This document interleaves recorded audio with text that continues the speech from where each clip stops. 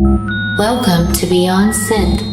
Please note, Beyond Synth is an explicit program and may contain inappropriate language. Listener discretion is strongly advised.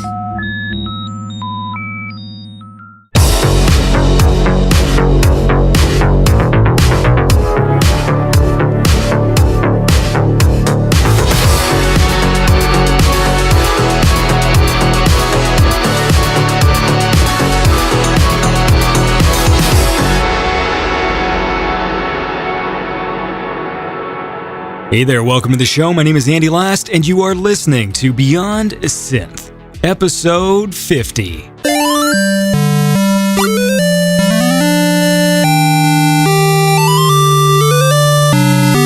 That's right, 50 episodes, man. I'm proud of myself. I know I made a big deal back in episode 10. I think it was the Arc Neon episode, and I was so proud of myself because I had made 10 episodes. And here we are, years and years later, and we've reached the 50th anniversary episode. So I am proud of myself, and you should all be proud of me. Now, today's episode is a very special episode. It's been coming for a long time. Since the show began, I've had two consistent questions. Who does the theme song, and when are you going to have Miami Nights 1984 on your show? And today is that day. All right? So la-dee-da, this is a very special episode, all right? And it's really cool to talk to Mr. Michael Glover, the man behind both Actraiser and Miami Nights 1984, and a new exciting project, which we will talk about in the interview, which is a hip-hop project called Snacks, and the S is a $.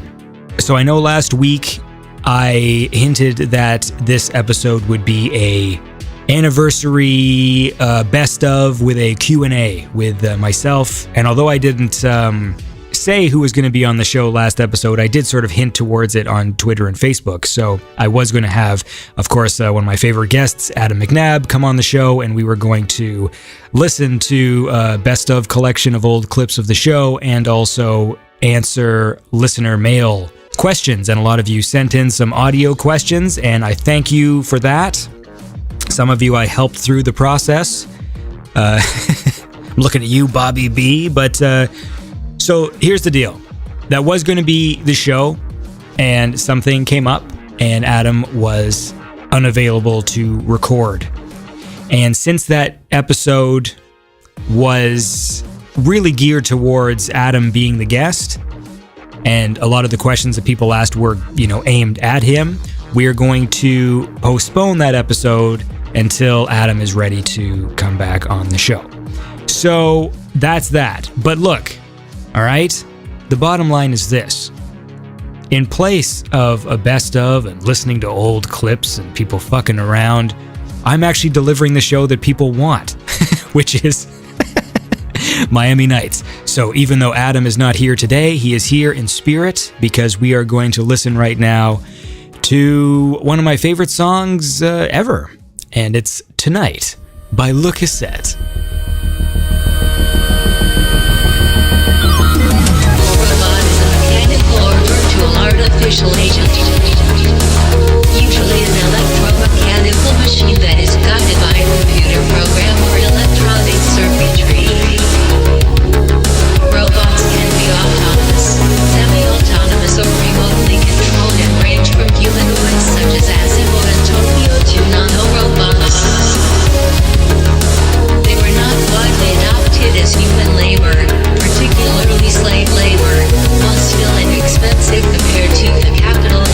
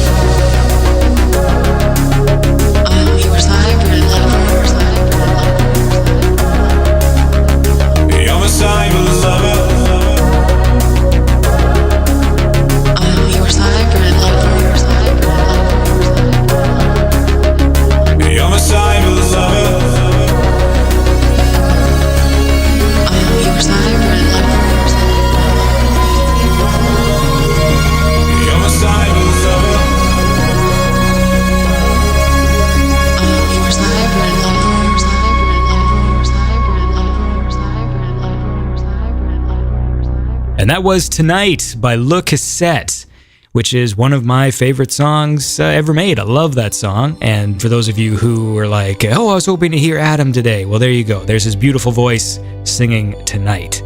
I want to remind you guys that Beyond Synth is on every week at 8 p.m. on Thursdays Eastern Standard Time. And there's replay Saturdays at 1 p.m. for my European listeners. But to be fair, no one actually listens to that. And then, of course, the episodes get posted to SoundCloud. So if you can't tune into the live show, and by live, I mean when we play the show and I sit in the chat room, the show gets posted to SoundCloud the following week. And that's when you can all love and enjoy Beyond Synth at your leisure on your iPads or iPhones or Android devices. Beyond Synth is on Power 85. That's power85.com, 24 hours a day, streaming synthwave goodness. And besides my show, there is also the flagship program from Power 85, and that is, of course, Project Friday, which happens every Friday night. It's hosted by Steve Gilson. And if you like your synthwave music, your 80s inspired stuff, and just great tunes, tune into that show. It's a lot different than this show. So if you listen to this show and you're like, oh fuck, I gotta tune into Friday and listen to some other asshole talking, you don't have to worry about that, because Steve's show is all about the music. This is an interview program, just in case you're wondering. Sometimes people get confused and they tune into the show and they're like, why is there all this talking? And then I'm like, because it's a talking show. But we do play lots of cool tunes, all right? And that's the bottom line. And of course, I got Miami Nights 1984 coming up in just a bit. And that's very exciting stuff. You can follow me on Twitter. I am at Andy Last on Twitter. That is the official Twitter account for the Beyond Synth podcast. You can also like the Facebook page. That's facebook.com/beyond.synth.podcast. And like the SoundCloud, or follow the SoundCloud, or whatever the fuck you do on SoundCloud. It's soundcloud.com/beyondsynth. And if you like the episode, please, give it a heart. Give her a little retweet, or a whatever you do on SoundCloud. I've been using SoundCloud for like a few years now, and I still don't really understand it. But that's where the shows go. And if you're having fun there, leave some comments and stuff, because that's what I like to see. You know what I mean? And speaking of cool music, let's listen to some more, man. This is Highway Superstar. He was on the show a few episodes back last year, and this was one of my favorite tracks from his album, one of my favorite tracks from last year. This is Burn This City by Highway Superstar.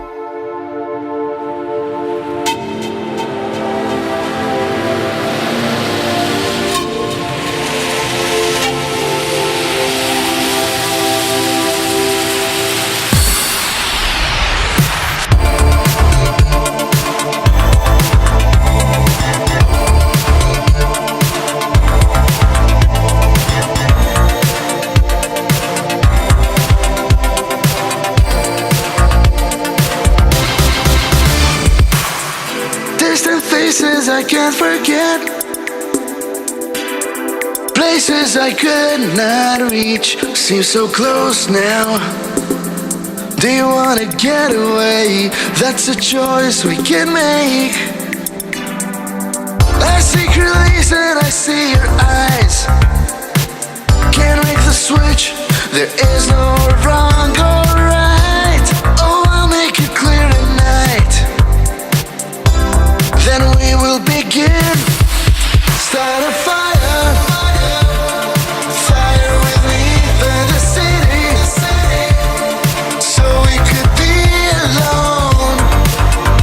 Ooh, calling in the night, baby. Start a riot, riot with me, burn the city, love me like everyone's gone.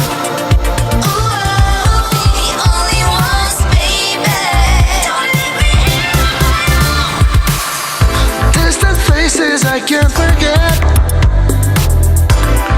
places I could not reach, in the pouring rain, in the silent wake.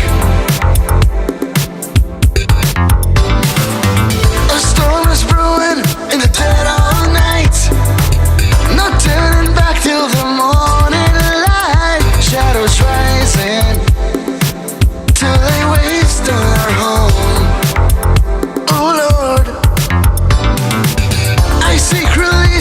see your eyes.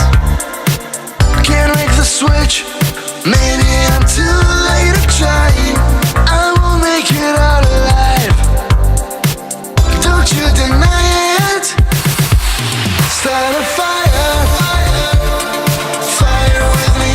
Burn the city, so we could be alone.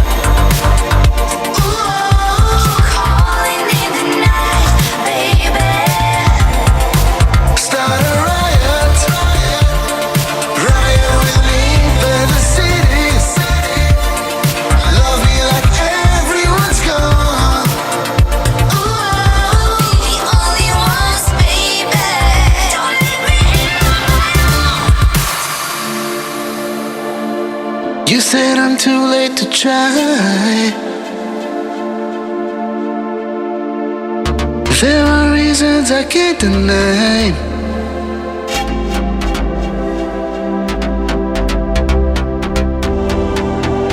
See your eyes.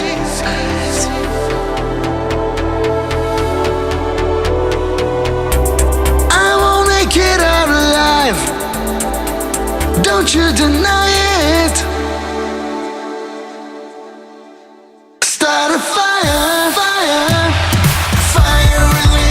Burn the city, so we could be alone. Now that everyone's gone. Start a riot, riot with me. Burn the city, love me like everyone's gone.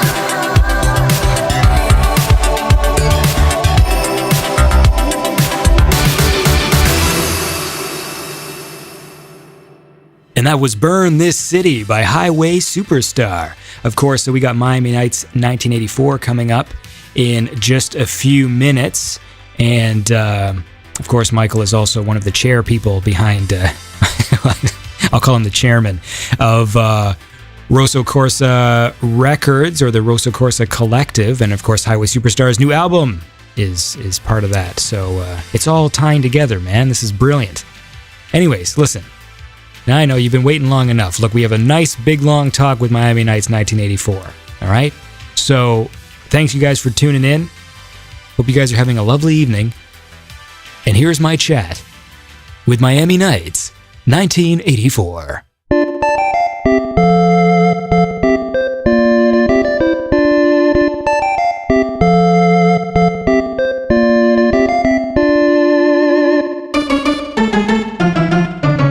Alrighty, I'm here with Michael Glover, aka Miami Nights 1984.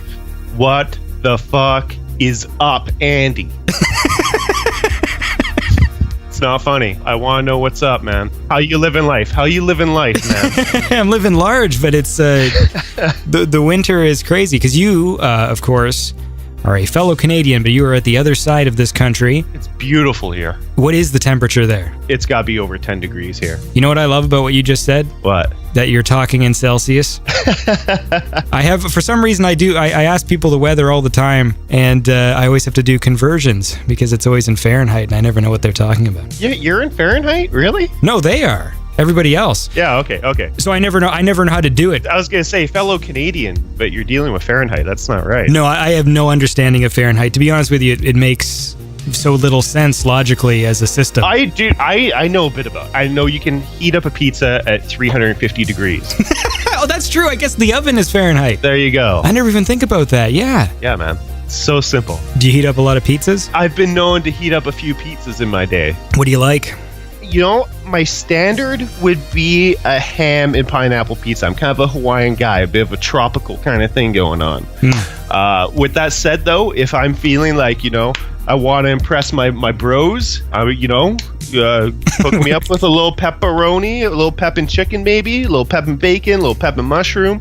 Generally you throw the pepperoni in there for the bros. Yeah, man. But if the ladies come in, they see me eating a Hawaiian pizza, I got a couple candles lit. They're like, what's going on here? Why are you sitting by yourself eating a Hawaiian pizza with candles lit? And they like that. Yeah. Yeah, I like impressing men with pizzas too. I'm gonna crack open a beer here because this is a celebratory episode. This is the 50th episode of Beyond Synth. Woohoo! And I am very happy to have you on. Everyone, pretty much the predominant comments I get on the show is who does the theme song and when are you going to interview Miami Nights 1984? And here you are. So that makes me happy. It's going to make a lot of people happy. They're never going to listen to the show again after this one. Well, I'm happy to disappoint. Yeah. Let's do it. So, man, let's go through the history here because before Miami Nights 1984, there was other stuff. Yeah. There was Actraiser. So talk to me about that. Okay. What you want to know about that? Do you like the game Actraiser? I love the game Actraiser. Do you want to sing the Overworld theme song? No, I'm good on that. Do you mind if I do it? Please. Do do do do do do.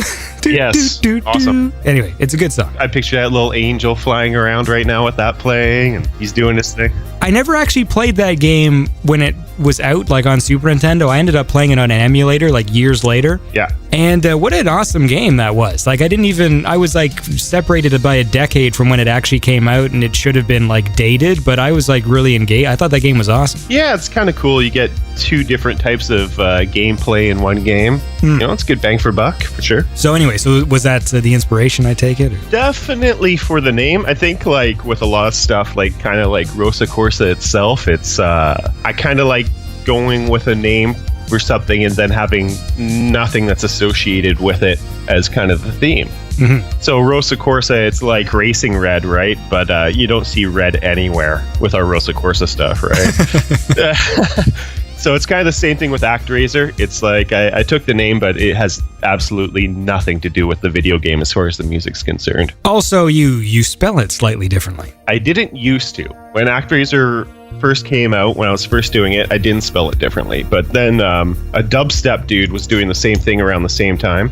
He actually beat me to releasing some stuff because I was sitting on it forever. Like, oh no, I want to do a full album before I release anything. Yeah. And then I think it was like in YouTube comments or some sort of comment somewhere, I saw him post something like, oh, I hope this doesn't cause confusion between our names and genres and blah, blah, blah, blah. I'm like, you know what? Fuck you, man. I should you know what? He's a nice guy. I shouldn't say that at all. Yeah. But that's kind of my mentality. It's like, fuck you. Like, I was working on this first, then you come in with your dubstep music, and and so I became really spiteful. That's how Miami Nights came around. I was like, okay, well, I'm not letting someone screw me out of a name again. I'm going to come up with a really long, huge, hideous name that I'm going to regret in the future, and make that my new sort of persona for music. So as far as like the musical direction then goes, do you see much of a difference between Actraiser and Miami Nights? Actraiser was a little more I don't know if I'd use the word darker, but it's a little more serious than Miami's tends to be, I think, associated with a little bit more of the lovey-dovey side of the 80s. And Actraiser was a little more serious, a little more power glovey, I guess. Yeah. But Act is still here, man. I'm working on I'm actually working on a full-length Actraiser album. It's like part of the reason this Miami stuff has been like delayed so much is I have all these other music projects I'm working on, like the hip-hop project I showed you, which is why I mainly came here today. I thought we were talking about hip-hop. We'll get to it, man. We'll get to snacks. But, well, listen, while we're on the subject of Actraiser, let's listen to a track here. So this is Resurrected Streets by Actraiser.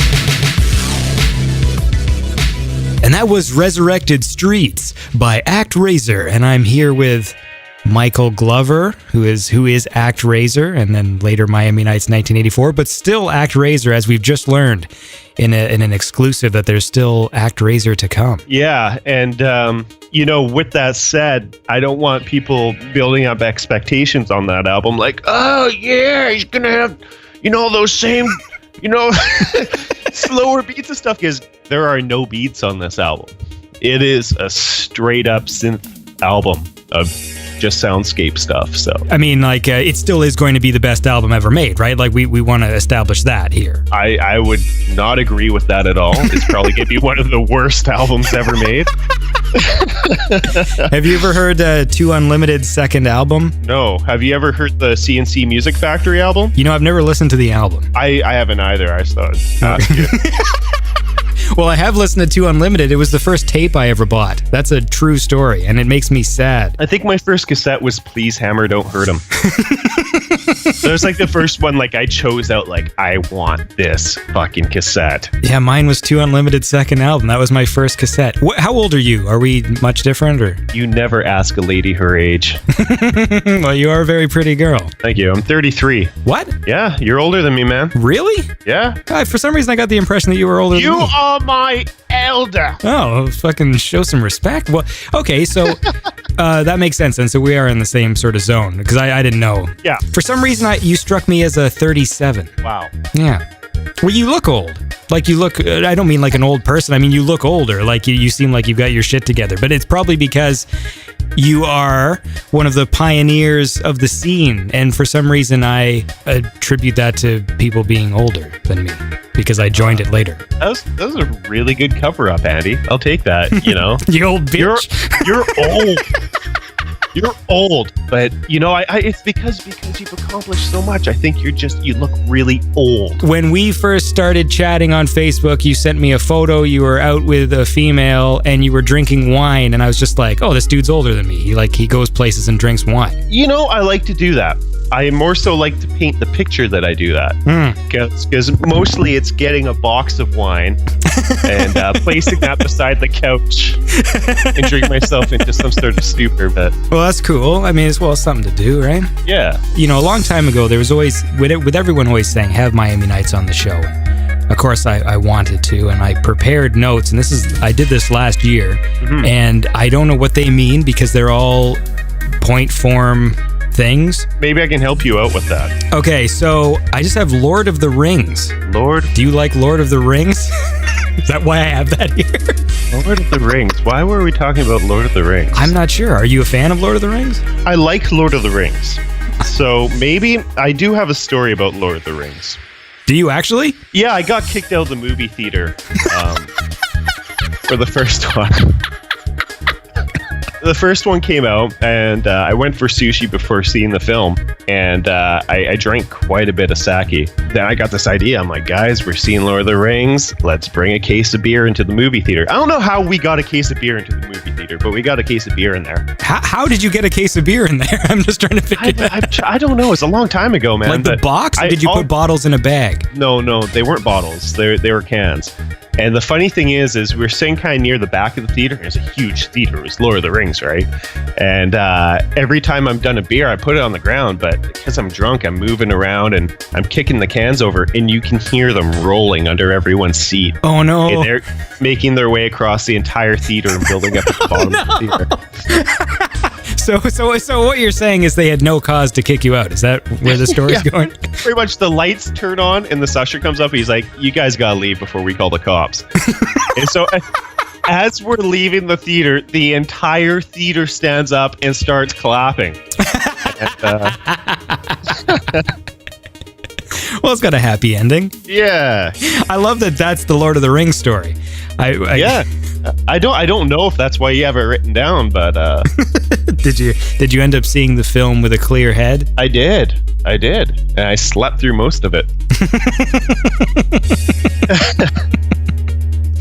Well, that's great, man. Listen, we're gonna get to the Miami Nights 1984. Why everyone is tuned in today, and is all very exciting. But I want to play another Actraiser track. Yeah, that's great. Miami Nights 1994, and here's more Actraiser for you guys. Exactly. Well, we're gonna get to all that. This is an exciting day. This is a track called. Give the people what they want. They want to hear the snacks, man. they want to hear the hip hop album. They don't want to hear this. We're gonna get to snacks. That's the exciting tease, right? Because when we get there, people are gonna be real happy about it. Yeah. Anyway, this is a track called "The Return" by Actraiser.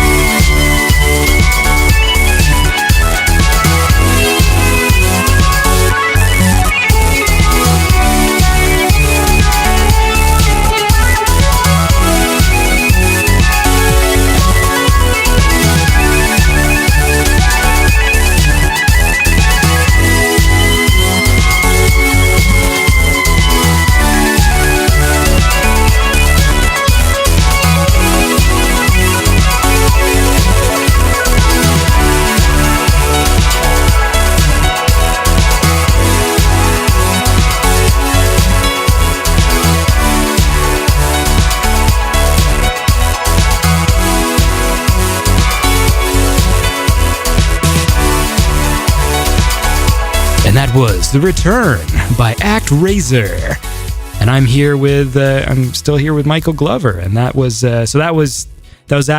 And then you morphed, you changed gears. You said, I love the Miami. You started essentially, how responsible do you feel for this whole thing? The scene. For the scene? Yeah.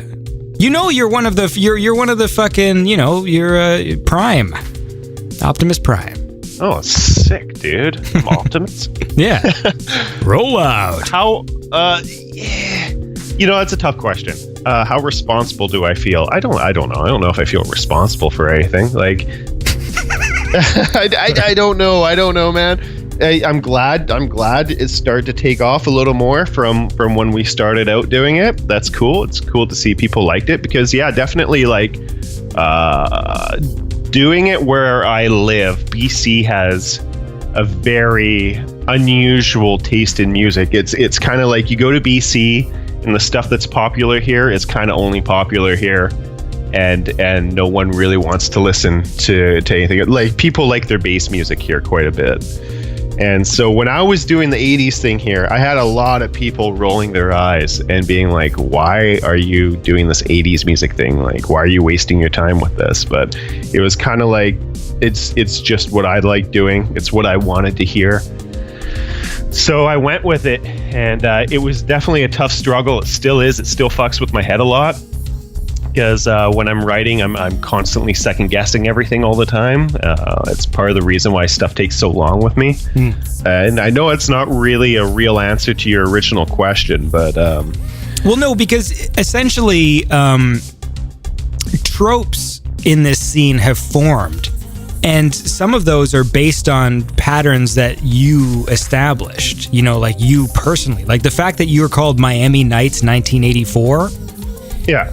And are one of like the first people really doing this whole like synth, what is now synthwave or whatever, like this revival of 80s kind of electronic sounding music.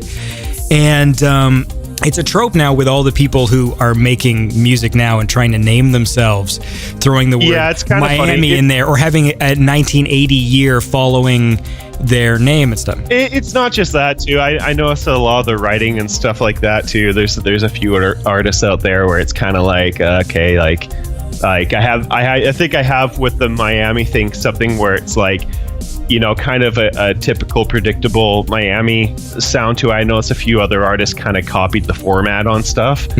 But I think it's just going to happen with if you like something, you people tend to emulate stuff they like, right? So I guess that's a good thing. Sometimes I beat myself up over it a bit, like, oh man, like there's other people there doing, my sound. Should I keep going with this kind of thing?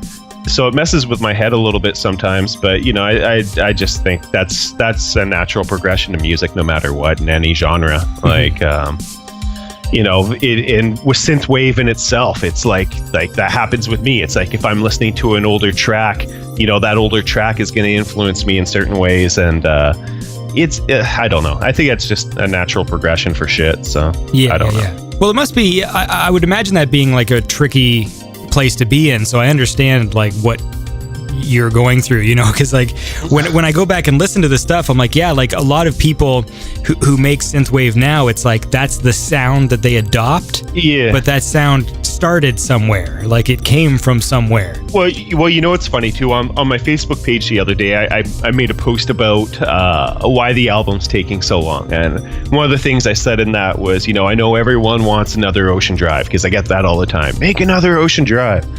And but this new album, it might not have that Ocean Drive on there for you, right? But I think someone in the comments, actually, there's a couple people where they're like, oh yeah, don't worry about the Ocean Drive, there's already a million other artists copying that. So yeah.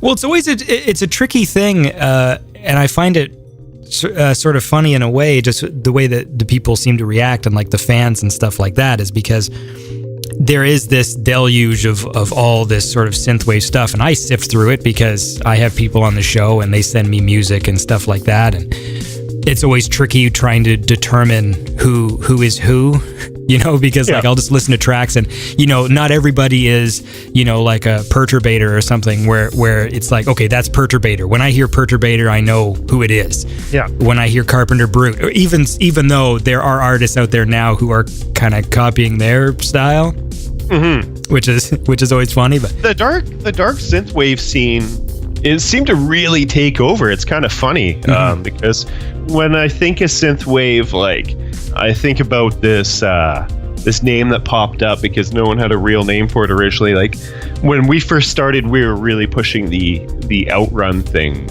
as a name for it. And I know there's like an outrun Reddit and stuff and all this stuff. It's kind of cool. Makes me wonder if a lot of people actually even know where the term outrun came from, because I know after Kavinsky named his album Outrun, it kind of took it away from us, and it's kind of like I think people associate Outrun with Kavinsky now, but we definitely, I think, started the whole outrun sort of term, and then it turned into dreamwave and this other thing, and then synthwave popped up, and now people associate synthwave. I think a lot of people associate it with the dark sort of electro-y sounding stuff that's coming out. And it's crazy to see how it took over, because I really thought it was going to be more of a dreamy thing for the scene or whatever, right? In my personal interpretation, it's that synthwave has become sort of like a blanket term. Yeah. And then everyone's, because vaporwave is like 80s music slowed down, dreamwave is kind of slower paced, outrun is the music that's more associated with like faster paced, kind of like driving tracks. Then there's the dark stuff like the perturbator and like the French distortion, which people like to say that. Because those guys, they tour, they seem to have quite a big following. They do. I think the metal scene really took off with those guys. Because like I know James is playing all the craziest metal festivals and stuff like that. And I know when we were playing together in Montreal, it was definitely a big metal crowd that turned up for his show. Like there were fights breaking out and stuff over his set. So I'm serious. We should talk about that too, actually. But let's advance now. We're into Miami Nights 1984 territory, right? And I want to listen to the track "Early Summer" off the album "Early Summer." You listen to that track. So we're gonna do that right now. Okay. Here is "Early Summer" by Miami Nights 1984.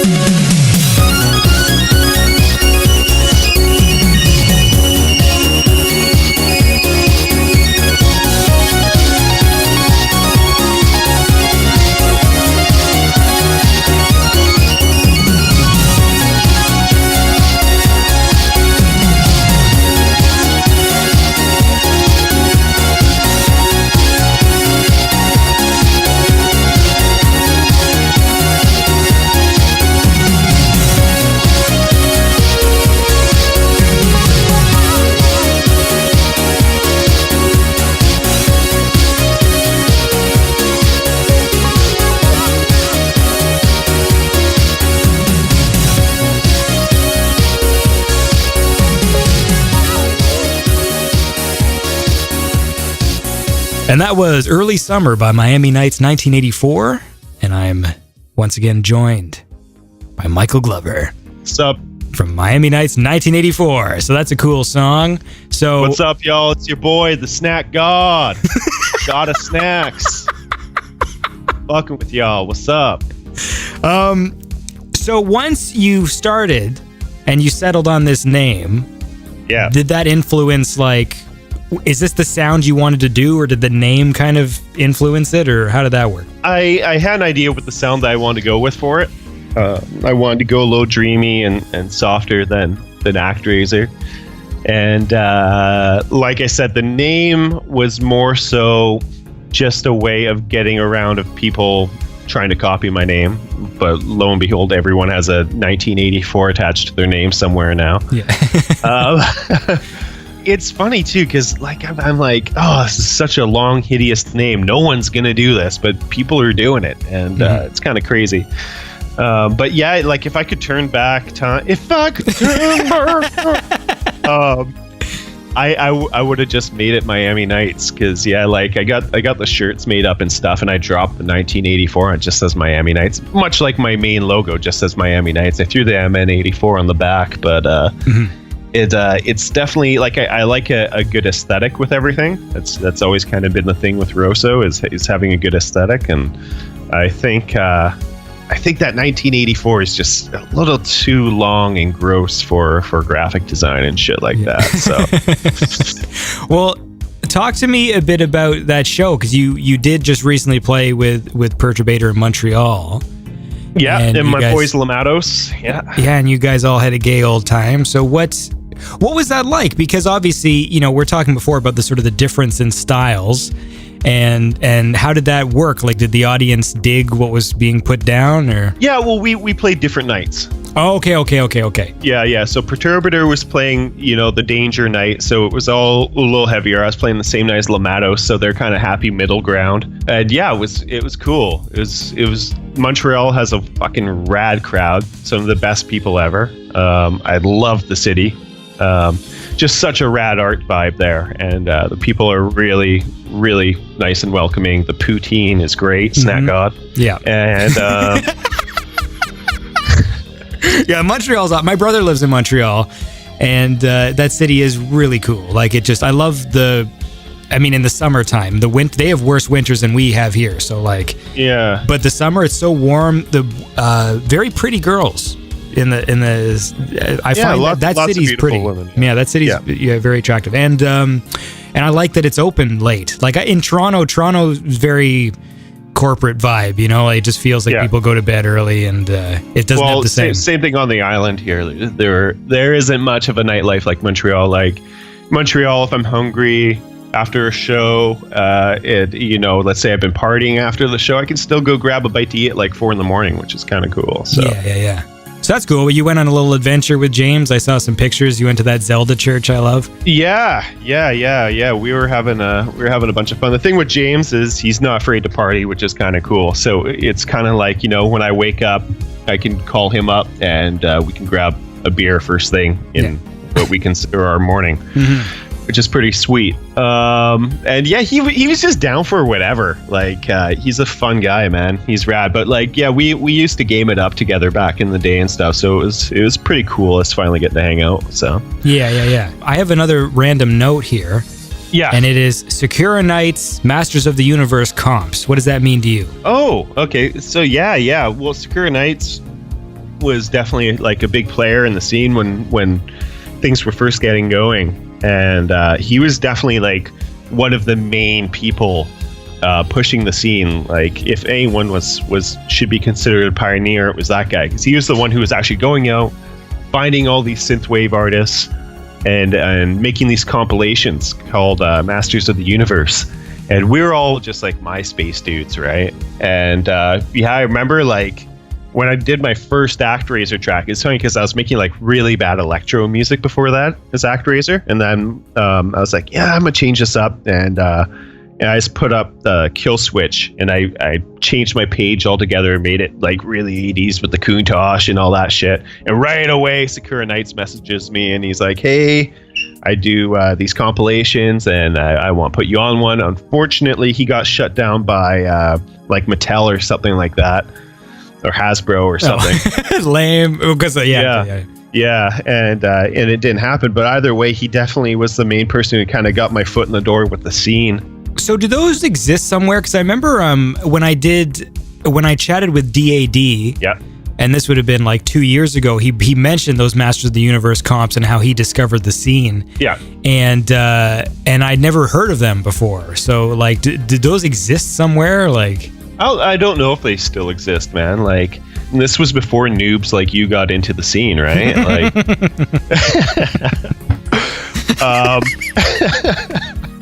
what are you talking about, man? I'm just playing, but but yeah, before like posers like you came into the scene, it was like they're the real guys like us. But yeah, that was like the only people that would really know about that are the people that were doing it, like Palm Highway Chase, me, DAD. I think he was a little bit after that. Even he was definitely part of our original MySpace crowd and stuff like that. Like. Mm-hmm. But I think he definitely came in like a little shortly after the Modu stuff.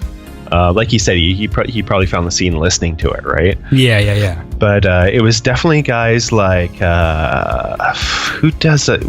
Was there a guy called Missile Command or something like that? I know there's a track called Missile Command or something. There's a lot of good stuff, Power Glove and all that.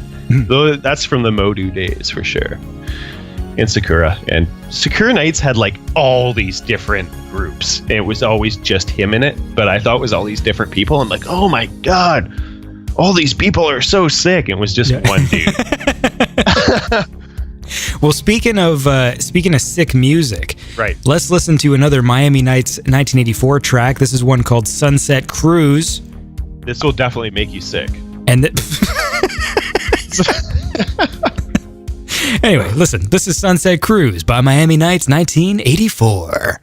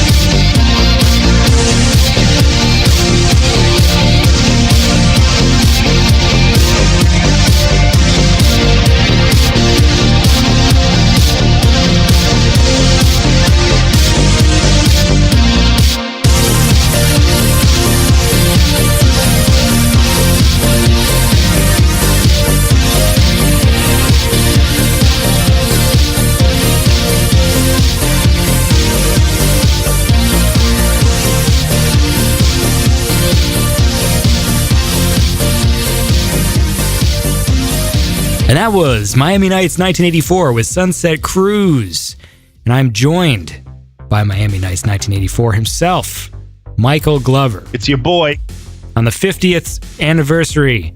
The 50th anniversary of Beyond Synth. The 50th episode of Beyond Synth. It's all exciting. So, besides doing this, you are also the master of Rosso Corsa. Or do you say Rosso Corsa? How do you say it? I'm one of them. I'm not the, but I'm one of them, I guess. Explain the genesis of the Rosso Corsa collective. How do you want me to explain it to you? Okay, so Laserhawk's in there. Mm-hmm. The guy who's features on every episode of this show. He loves to be interviewed. That's another one too. People always go, have Laserhawk, and I'm like, dude, he doesn't want to do it. Like, people don't understand that, but they got to understand that doing an interview is like sort of a two-way thing, and the other guy has to want to do it as well. Yeah. I mean, I can always do like a robot voice for him, which would be pretty fucking funny. Actually, now that that'd be pretty cool. Or pitch down, make it dirty south. That's where he's from. What does he sound like? I've never even talked. Like, we chat, but we don't. He's gangster, man. Is he? Like, yeah, like, because he's from Texas, right? Yeah. So when you talk to him, it's like, this is kind of like what Laser sounds like. Like if I'm talking to him on Skype or whatever, I'm like, hey Laser, he's like, yeah, man. He's like, what it do, fool? I wish that were true. I don't know. What are you doing? Oh, I'm sipping on some scissor, you know what I'm saying? Like, he's very much like, I'm about to hit the KFC, hit that spot. Because everything's spot.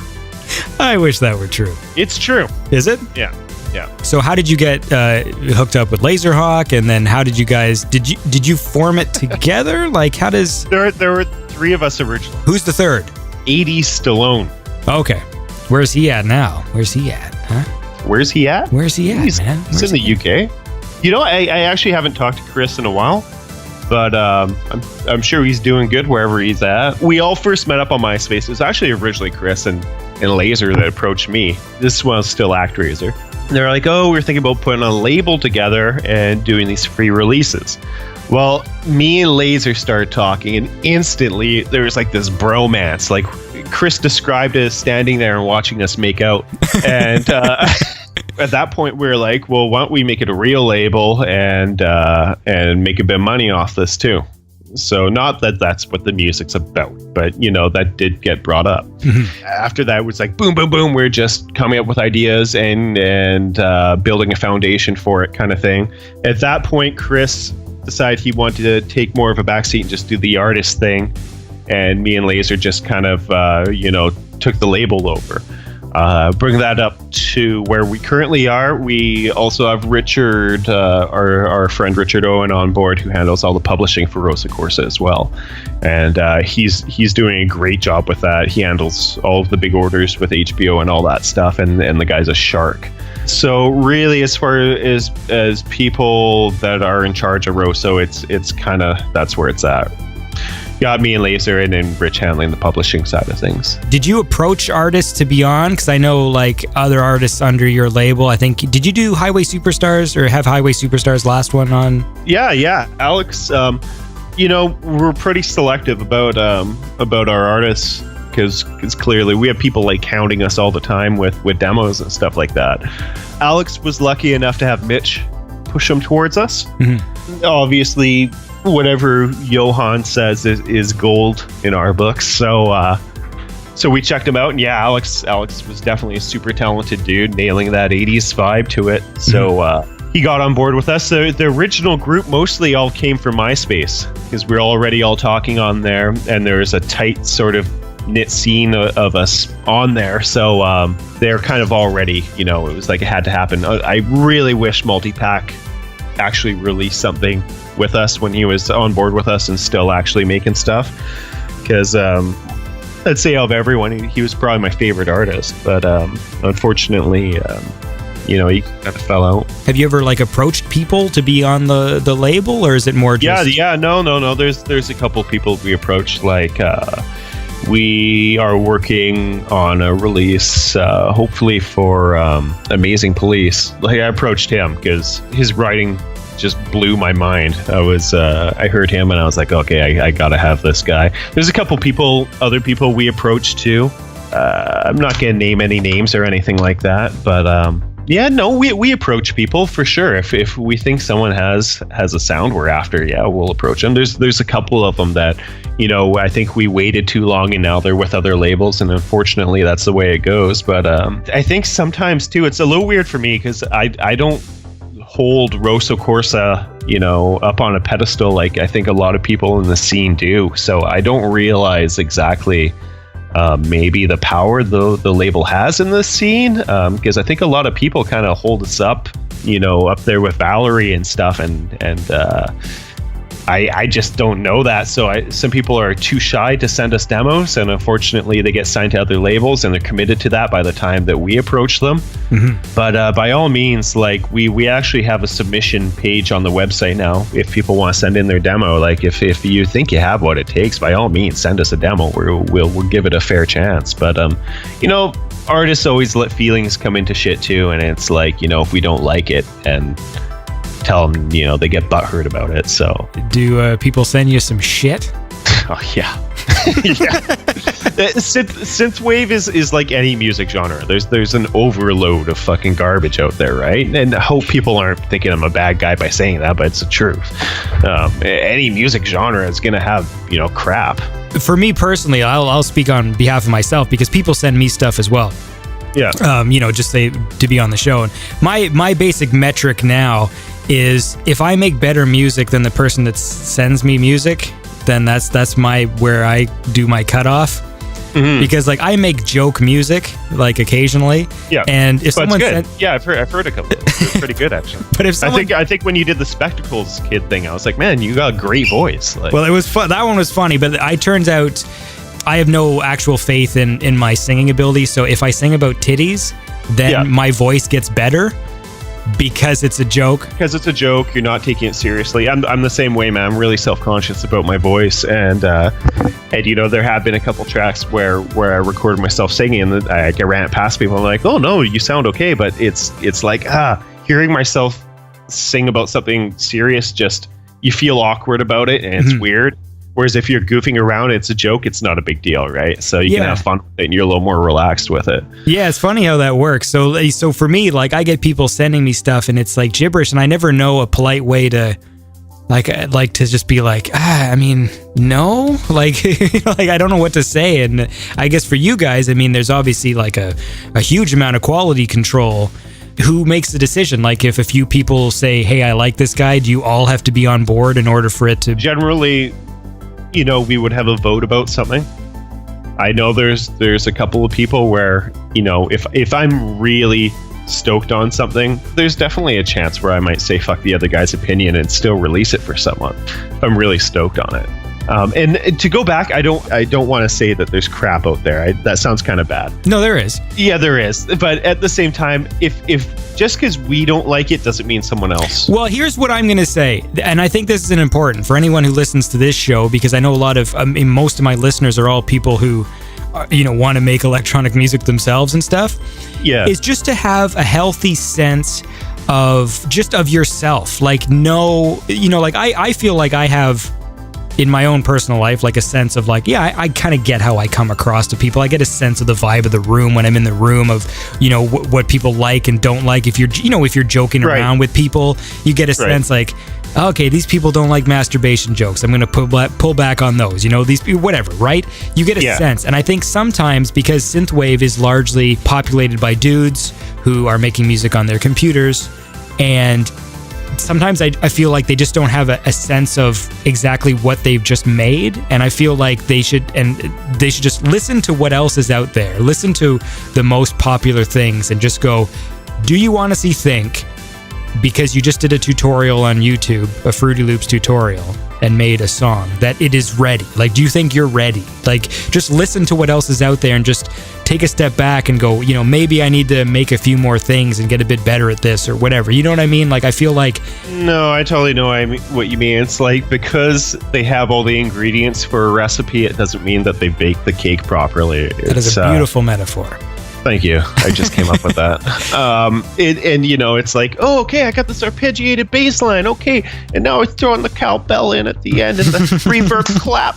This is a track. And it's like, You got the ingredients there, but yeah, definitely there has to be. My main thing is emotion behind the writing, and it's why I think like artists like Tommy and stuff like that, they've really nailed it. It's like it doesn't have to be a lot. It can just, like, for me, it could just be a chord progression and nothing else. But if the emotion's there, it's like, oh, okay, yeah, I like that. Yeah, I'll release that kind of thing. But we definitely get an overabundance of stuff where people have sent it to us, and they think it's really hot, they think it's really great, and when I listen to it, it doesn't do anything for me. It doesn't, that sounds really intriguing or cool. And then there's the awkward part of how do I tell them? And usually the way I deal with that, and I don't know if I should really say this because people are going to hear it and be like, oh, he did that to me, is I say, okay, well, Garrett has to listen to this now. And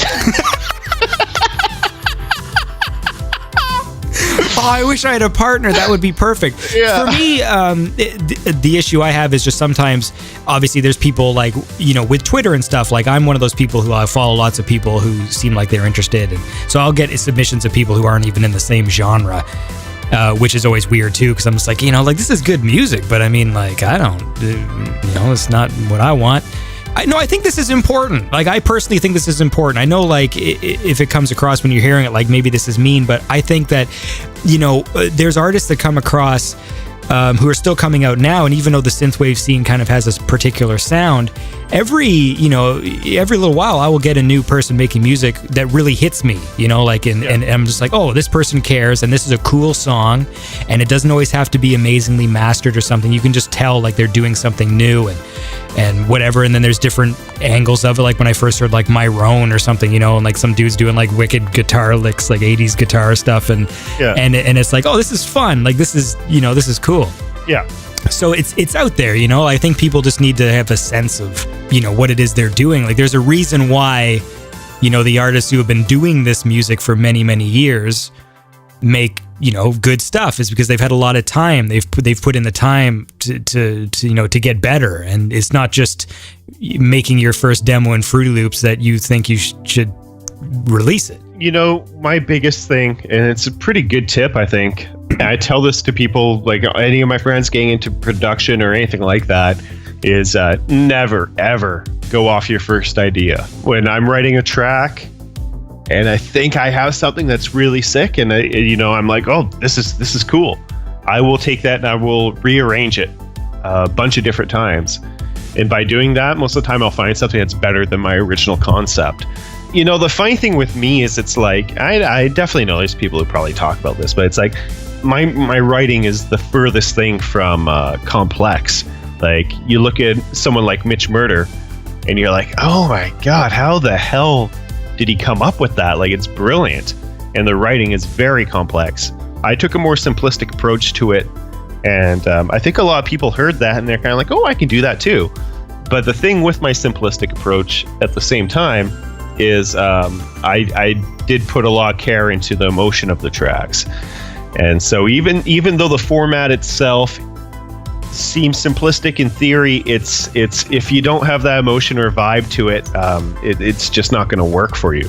Well, let's we've talked for too long without listening to a track, so let's listen to another Miami Nights 1984 track. This is One Last Time.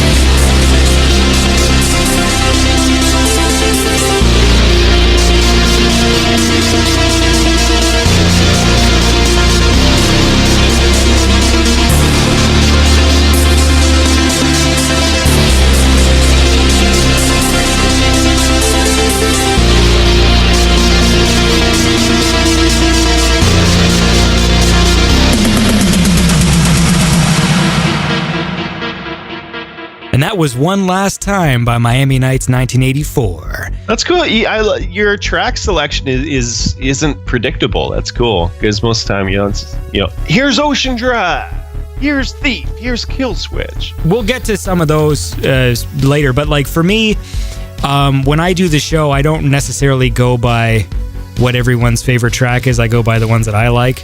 Yeah.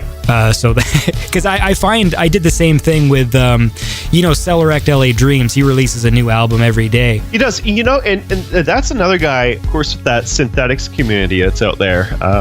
I wound up leaving the synthetics group ages ago because I felt like there's a lot of negativity towards certain artists, Yes. and Celerect was one that I kept seeing pop up, and people would just trash this guy. And it was because he was turning out music all the time. And it's like, whoa. You people are shitting on this guy because he's able to turn out music every other day? It's like... This is what I found, and this is a subject that comes up a lot on the show and is going to continue to come up, specifically with online communities, is how... Look, for example, in the synthetics community, right? So the synthwave scene it's there, but it's small. And when someone gets like too big, all of a sudden people on synthetics will start treating them as if they're like celebrities. So now, for example, like this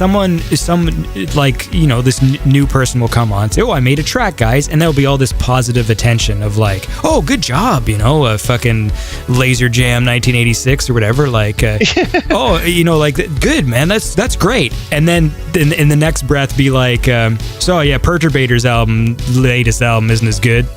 Dance with the Dead's newest one isn't as good or whatever. And it's like, these dudes aren't like famous. Like they No, we were all on there. Like I remember when I released Turbulence, and this is like kind of like in the early days of synthetics.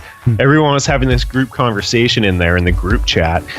And I remember people were like, oh, I felt like Early Summer was better than Turbulence, blah, blah, blah, blah. And it's like, I'm fucking here reading this shit. And, it's funny because, like I try and tell myself, like, the bigger you get, don't let shit affect you, because there are going to be haters no matter what. There's going to be trolls, there's going to be haters, but I'm a sensitive guy, and that shit gets to me. I took that as constructive criticism. I was like, okay, this person likes this album more. Okay, what can I do in the next one to have some happy middle ground? Now I've kind of thrown that all out the door. I'm like, fuck other people's opinions. I'm only going to make what I'm happy with.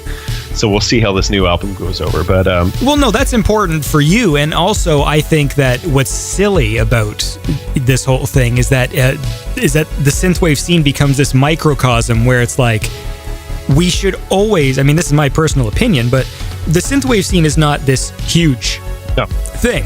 I love the music, and I wish it were bigger, and I wish I could just press play on the radio and it would be there. Yeah. But the fact that we don't hold up the stars of the scene, and the fact that once they get like more than 2,000 followers on SoundCloud, all of a sudden they're like a celebrity of the scene, and we can shit on them publicly now. And to me, it's never felt right, because to me it just feels like, guys, like, we should be supporting these people, because if the scene gets bigger and people attach themselves or find out about this music, then we want to lead them here to you guys, to everybody else. The music's good. And so I see people do that, with Perturbator and Dance with the Dead, and with you and with others, Laserhawk and stuff. It's just like, oh, this album's not as whatever as the last album, and it's okay because he's a big guy now, and that's what happens. The silliest thing about it is it hurts itself more than it does benefit anything, because it's like, sure, you and your buddies in there can, talk shit or whatever, but you're gonna lose the people in there that maybe you once looked up to. Like, I left the group just for that reason. It's like, oh fuck, well I kept having to go on there and defend people sometimes, where it was like Johan signing over to Mad Decent and stuff like that, and people shitting on him for it. And it's like, holy fuck, like, I'm not mad at him for it. I tell anyone who's gonna be on Rosso, if a bigger label comes along, fuck yeah, sign to them, man. This is what this is about. Like, Rosso's just a stepping stone for hopefully something bigger. If it's not for all of us, if it's just for one guy, by all means, that one guy is going to bring more attention to the scene. Exactly. And just seeing how all these people are like, how dare he do this? And he owes his success to synthetics. He owes it to himself because the guy's a fucking brilliant dude. Like, and don't get me wrong, because I do appreciate the support. I do appreciate the people in synthetics that are positive and, you know, doing their thing. But at the same time, like, I'm not into negativity, man. No, me neither. Like, as an artist, like, yeah, I'm attached to my art. And when I release something, it's because I think it's worth releasing. The kind of music I write, it's not for everyone, especially with a dark synthwave community, too.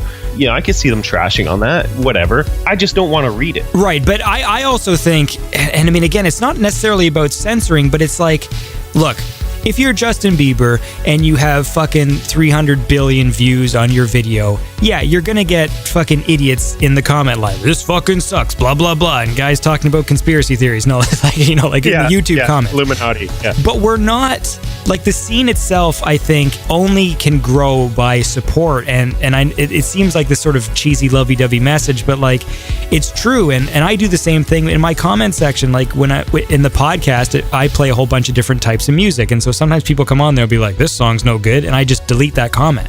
Because I want the artist to be able to go back, you know, to the podcast, and if people have said comments on SoundCloud that they can read, like, I want them to be positive. Like, I don't want them to be like, the experience of being on this show, having my music exposed was someone hated my song. Like, to me, that makes me feel bad because I only play music on the show that I like. Yeah. And I like a wide range, but I like, you know, synth-based music. Like, I like, you know, all sorts of things. I listen to Perturbate, I listen to you, whatever, like, you know, and they're all different types, but they all sort of have this synth in common. And I see no good can be negative, especially when it's not constructive. If it's just like, oh, this one's not as good as the last one, well, what fucking good is that? Like, that's no good. I'm pretty much the same way. Like, I'm pretty open-minded to music genres, even though I shot on dubstep earlier. There is dubstep I like.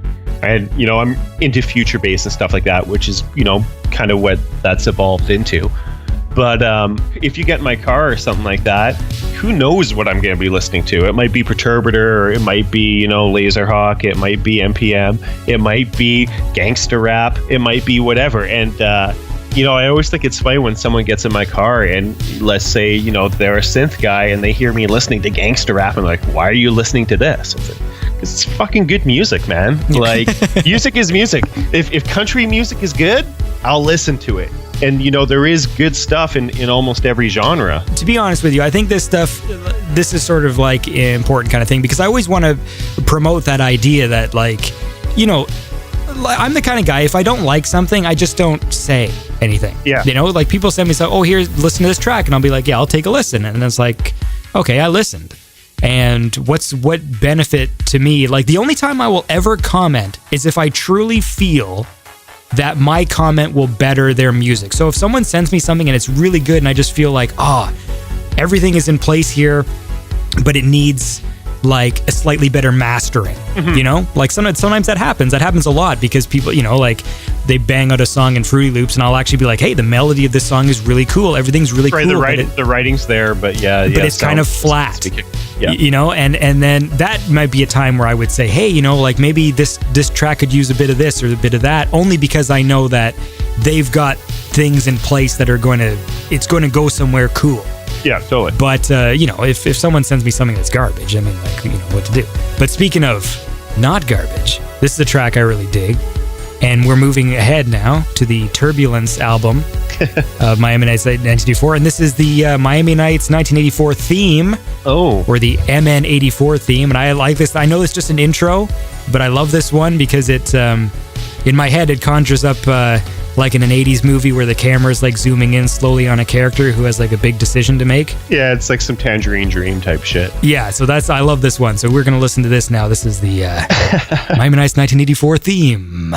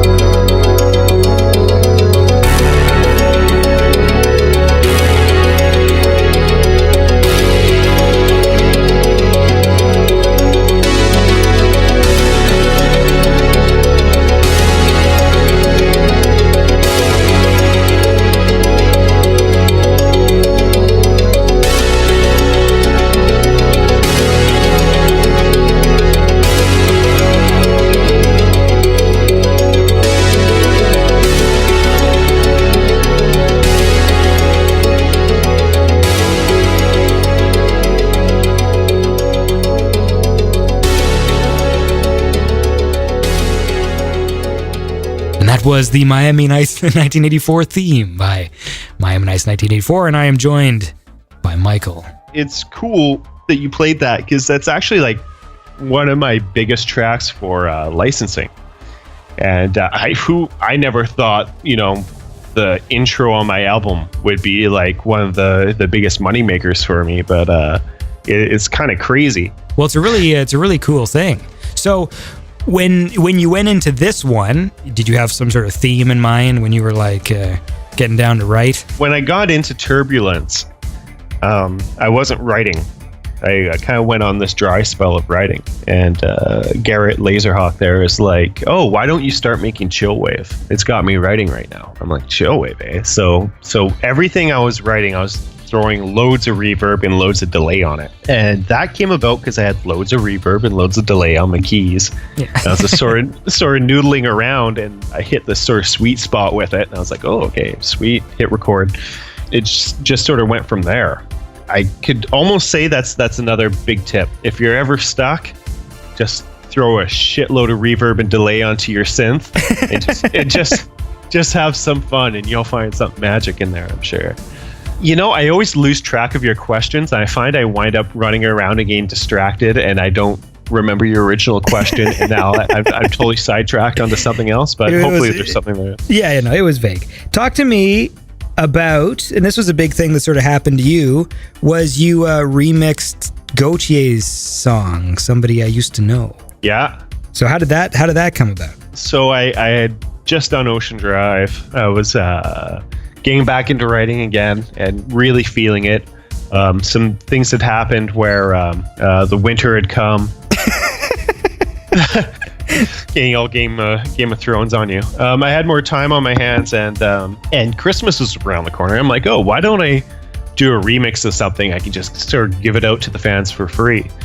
Gautier at that time was just sort of starting to pop off, and I heard his voice, and I was like, oh, it sounds a lot like Peter Gabriel or something like that. So I remixed that track, and then my buddy Jason, who some people know as White Thunder, sent it off to Gautier, and Gautier wound up really liking it. Yeah, from there on, he was like, hey, yes, it's great. I want to do something with it. He gave me a couple tips on the vocals, because I guess they had pitched it out, and corrected that. And next thing I know is labels getting involved, like, yeah, we want to release it, and la-di-da, we have all these other people lined up, and they're crazy names like Tiesto and Ad Rock from the Beastie Boys and shit like that. And yeah, they signed it off to Universal, and then he sent us, me and all my friends, tickets to go see him, and I hang out with him for a bit and stuff like that. And he was a super rad dude. I was thinking about this the other day. I don't know what the fuck he's doing these days. It seems kind of funny. Like, I guess he's like me. It's like turn something out and then sit on your ass. Well, that definitely, like, your remix of his track, I mean, that is a really popular video. Like, it's got a lot of listens and views and all that stuff. Right? Well,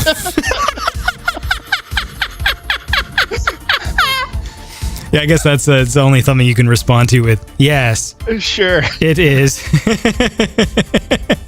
It's a tough one for me to talk about, too, because I'm over it. I'm fucking over it. So what is Rifflandia? Rifflandia is like the one good thing this island has going for itself.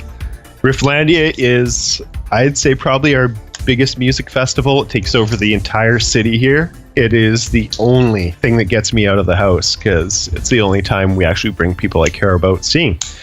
And usually I'm playing it, so. But yeah, it's an awesome music festival here. The entire city, it's like, just becomes alive. The streets are flooded with people just going to different venues, and we get a lot of awesome outside talent here, which is rad, because being on an island, a lot of promoters are afraid to bring people in case they're going to miss out on money on it, right? So we don't really get to see a lot of people that I would normally leave the house to go see. Mm-hmm. So yeah, Rifflandia. It's a music festival. It's awesome. You guys should come here and check it out. I know I've been trying to drag you to it forever. You were in an earthquake, right? Wasn't there an earthquake around your zone a while ago? Yep. What happened there? Was that weird? Man, I just finished up Masturbating? one of the tracks for my new hip-hop album. That wasn't funny. One of the tracks for my new hip-hop album. It's called Snacks. Snack God. And it was like the track was such hot fire. I hit the play button and boom! It was shaking it. Yeah, there was an earthquake here, man. Did your house shake? Do you live in a house or an apartment? I live in a house. Yes, it shook. And I was talking to someone on the phone. Usually stuff like that doesn't really get me. I'm kind of like, oh, that's weird. But my buddy on the phone was like, dude, my house was just shaking. He's all the way on like the other tip of the island. And I'm kind of like, oh, fuck. And he's like, yeah, I think we just had an earthquake. That's pretty crazy. So I go on Facebook right away. And sure enough, yeah, everybody's talking earthquake talk. And it was cool. At the same time, it's absolutely terrifying because living on the West Coast where I live, we have been expecting a huge earthquake for quite some time now. And nobody's prepared for what's going to happen when that earthquake does actually hit here. It's pretty much going to destroy the island. It's going to destroy a good part of Seattle. And I'm not talking about, some shit got broken. I mean, liquefaction of the ground, where the ground trembles so much that it actually becomes almost like a liquid, and everything sort of just gets, eaten up by the earth itself. Where I live, there are a lot of rocks, one plus side. The other thing is after that quake, there will be a huge tsunami as well. Pretty much it's going to be the end of the world for Miami Nights. So you ever think about moving? I think about it, but if you've ever seen pictures of where I live... I know. Yeah. It's like the other week I was playing a festival out in the boonies with a friend under another music project of mine called Future Noir. What is Future Noir? Future Noir is a side project of me and my good friend Merge. Should I know what that is? We haven't really pushed it too much yet. Okay. So... yeah. And where was I going with? Oh, just the drive out there. It's a coastal drive. And I looked over at my girlfriend and I said, as much as I may think about moving sometimes, I don't see it happening. It's just too beautiful here. It's paradise. You are in like what is technically considered the nicest part of this country. That's true. Yeah. So that is, I understand. The allure. Yeah. Listen, we hinted at this long enough, but let's listen to the track Ocean Drive. Oh no, we're not talking snacks yet. Gotcha, motherfucker.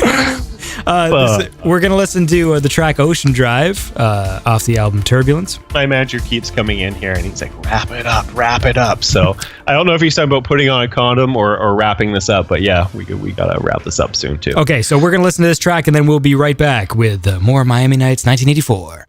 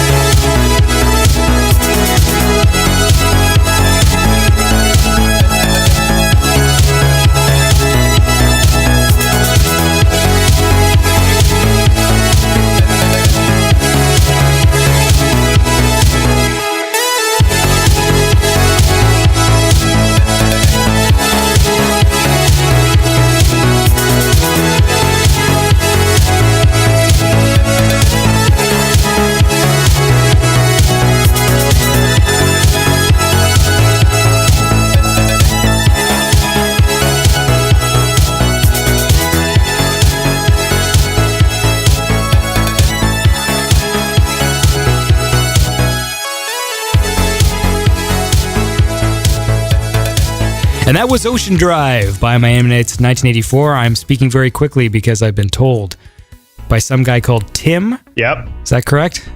Tim, yep. That we got to wrap this up. So, listen, it was good having you on the show. Thanks, man. I had a blast. We've joked around for a couple of years now about doing this, so it's good it finally happened. So what's coming up, man? Let's talk about that. We got a bunch of stuff lined up. There's Lost Years album coming out in March. Shortly after that, we have the Laserhawk album coming out, and then after that, it should be my release. Well, that's exciting. Yeah. So what's going on right now? Like, have you done anything? Like, over the years, I have been sort of writing things here and there, and this winter, I kind of scrapped most of that and started fresh and was like, no, I'm kind of in this melancholy kind of state. There isn't going to be much of that kind of like Saved by the Bell or whatever stuff I had going on, Turbulence. It's going to be pretty slow and chill. It's going to be like 80 to 100 BPM kind of stuff. And mostly, if I could really paint a picture, it'd be, the typical synthwave driving sunset by the beach kind of thing. It's kind of the vibe I'm going for. Who would have thought? But it's definitely, I think it's different enough from the other stuff. The other thing is, too, is since Turbulence, I've been collecting a lot more gear. And Actraiser and early summer had some more hardware going on to it compared to Turbulence, which definitely had a lot more soft synth stuff going on. So it's been refreshing getting back into writing analog again and going through the joys and the pains of it. But overall, I think the feel of this is going to be a little more warmer and lush. Who would have thought warm and lush with analog gear? Well, that's cool, man.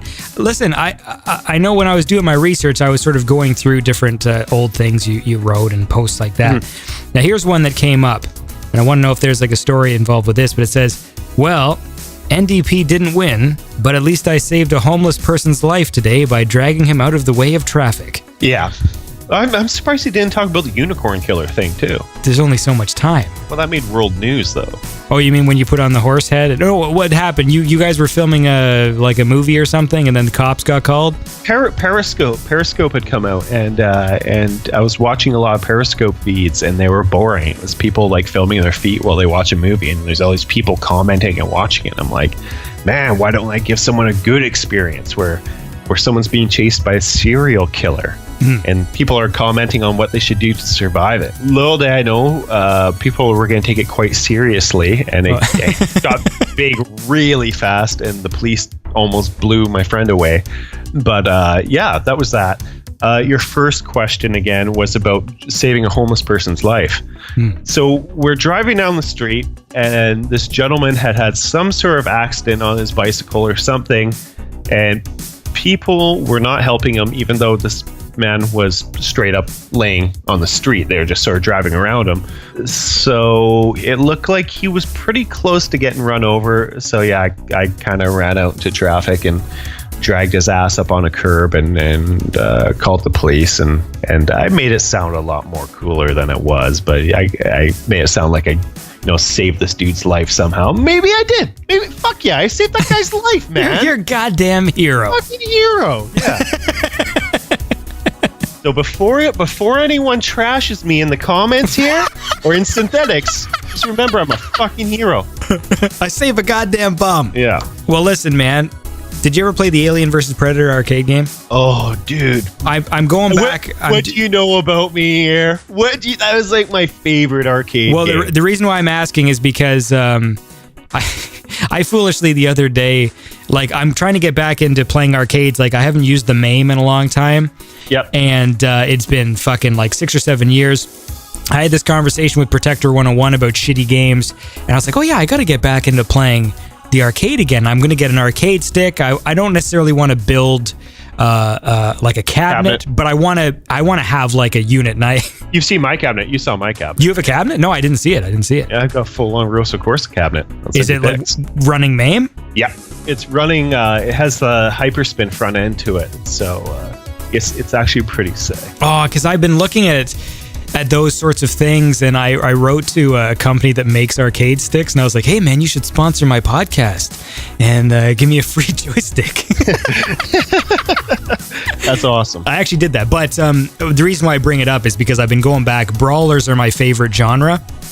And I love the fucking 2 to 4 player brawlers, X-Men and all that. And I was going back and playing fucking Alien vs. Predator, and that game's awesome. Avengers is a pretty good one too. Ooh, Avengers is amazing simply for that fucking I am Magneto, master of magnet. Wait, did you build an arcade cabinet, or did you buy one and retrofit it or whatever? I built it it was crazy cheap how it came about and how I did it. I did it when I was just, I was living off the label in Miami Nights, so it's not like I was making crazy coin or anything. And I went for breakfast with a friend, and he's like, "Oh, I got the schematic to make these paper arcade machines. Make like a Miami Nights one." I'm like, "Oh, what do you do? Like stick an iPad in there or something?" He's like, "No, you just have it sitting around the house as a decoration." I'm like, "Well, why don't we make a real arcade cabinet? It can't be that hard." And so I start looking up the schematics for cutting the wood and stuff like that. And I'm like, this is too much work. I'm a lazy cunt. And so I went on the Used Victoria website. I look up cabinets. Lo and behold, there's a cabinet there. It says, "Make me an offer." So I call the guy up. I'm like, "I want to make an offer on the cabinet." He's like, "Yeah, sure." I'm like, $20. Like, $20? I'm like, $20. He's like, I got to get this thing moved out of here. How fast can you be here? I'm like, "Where do you live?" He lives 1 block away from where we're eating breakfast. Nice. Yeah, so we go down there, we check it out, get my friend over with the truck and get that thing out of there for $20. So that was big savings right there for the cabinet. Oh, that's beautiful. After that, I'm like, okay, well, you don't need much for PC components to do a main build. It doesn't require much power at all. So I go and I start looking up used computers. Of course, every idiot under the sun thinks they can charge full price for a computer that's from 5 years ago. But I see a dude on there that says, "Hey, computer technician, looking for work, will work cheap, blah, blah, blah, blah." I'm like, "Computer technician? This guy probably has loads of fucking scrap parts that's laying around." So I give him a phone call and like, "Hey, this is what I'm doing. I'm building this MAME cabinet." The guy cuts me off. He's like, "I know exactly what you're doing.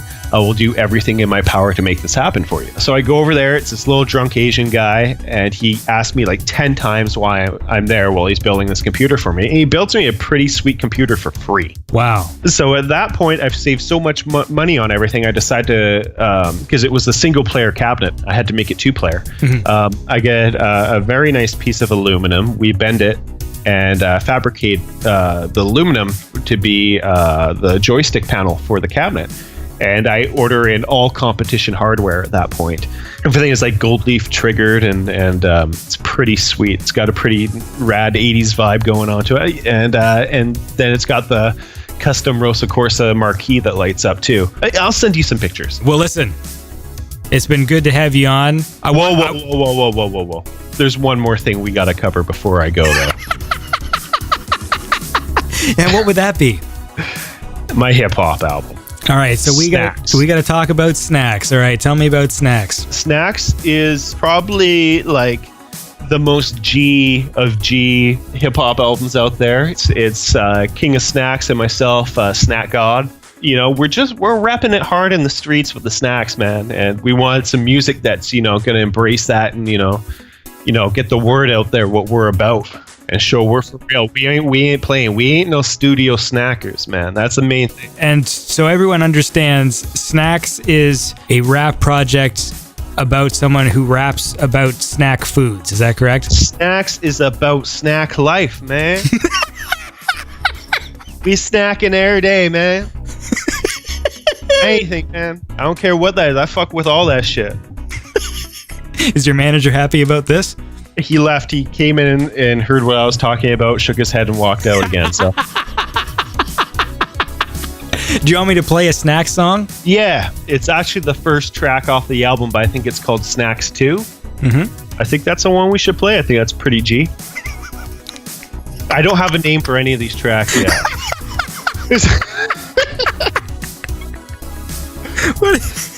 Okay. All right, here is a... Is this going to have an official name when this gets released? Is this going to be released? Yeah.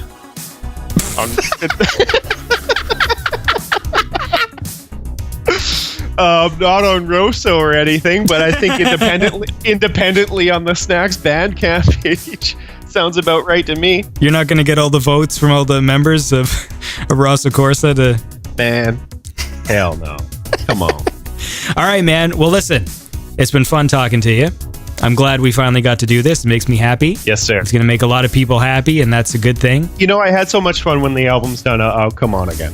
Please do, man. Did you take pictures when you were building your arcade cabinet, like of the process, or did you just not? No, but I actually have to disassemble it again because I did an entirely new computer build for the internals of it. So I can send that all your way. Yeah, I would love. No, I would honestly love to see that because I've just gotten into that like pretty hardcore, and I've been looking at all these custom builds, and I found a funny website about somebody who posts pictures of really shitty homemade arcade cabinets. You know, another good guy to talk to is Rick Shithouse. Rick Shithouse is like he's way more extreme than I am with it. Like, he found out I was using like an LCD screen in mine, and like fucking was about to like curb stomp me for it. You mean Rick Thorpe? Yes. It's his real name. That gentleman. Yeah, man. No, I know people are pretty purists. I like LCDs because they're cheap, but I understand. I don't give a shit. You can go to the cabinet and play a game on a cabinet. So I'm happy with that. Yeah, man. Cool. All right, man. Listen, have a lovely day. Tell your manager that the interview is over. Okay. And I look forward to hearing the latest album, man. I'm excited. Thank you, Andy. Take care. It was a pleasure. You too, Michael.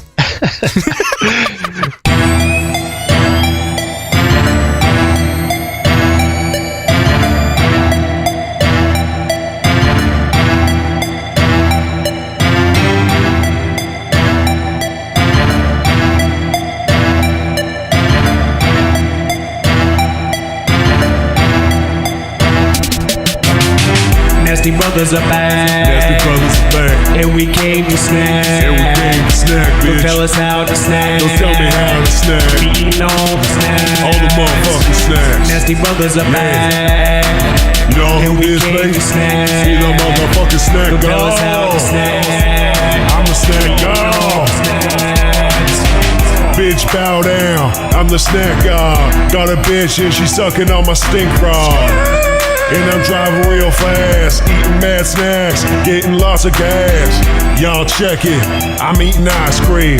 Nah, fuck it, I'm eating everything. Take that chocolate bar now, put it in my hand. I'm the snack god, welcome to the snack land. Snacking every day, cause snacking is my life. Pass me that cake with a fork and a knife. I don't need to tell you twice, pick that milkshake up quick. Sucking off the straw while your bitch be sucking on my dick. Grab dinner with the wieners, y'all put it in a bowl. I'ma feed off that shit till my whole crew full. When it comes to eating pudding, don't put me to the test, cause I eat 4 packs without a pain through my chest. Nasty brothers are back. And we came to snack. Don't tell us how to snack. We eating all the snacks. Nasty brothers are back. And we came to snack. Don't tell us how to snack. We eating all the snacks. King of snacks, no one can snack like me. I'm eating cheeseburgers, hot dogs, and chicken wings. I want cereal in a fucking bowl. I eat that fucking shit and shit it out my asshole. And fucking cash flow be getting dropped quick. With me and the guy be going on a snack room, bitch. We getting apple turnovers, fine salamis and cheeses. Hoes be bowing on their knees just to please us.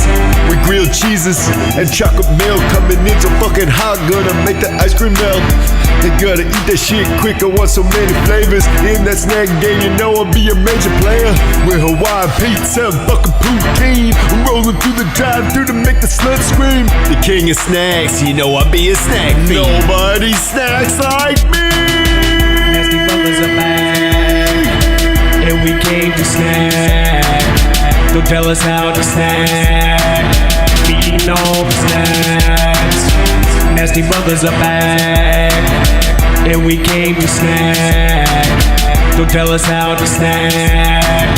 We eating all the snacks. Nasty brothers are back. And we came to snack. Don't tell us how to snack. We eating all the snacks. Nasty brothers are back. And we came to snack. Don't tell us how to And that was my chat with Miami Nights 1984. Thank you guys for listening. Thanks to all the listeners who have tuned in from the beginning. Very special day. This is the 50th episode. I am signing off on the 50th episode of Beyond Synth. But next episode, we start a whole new chapter. All the numbers that happen after 50. I think we'll start with 51, and then we'll move upwards from there. And it's going to be terribly exciting. I've got lots of fun things in store for the show. So please return. And we got lots of great guests coming up and lots of great music and all that stuff. All that stuff you've come to expect. Hope you guys have a lovely day. And we'll see you next time on Beyond Synth.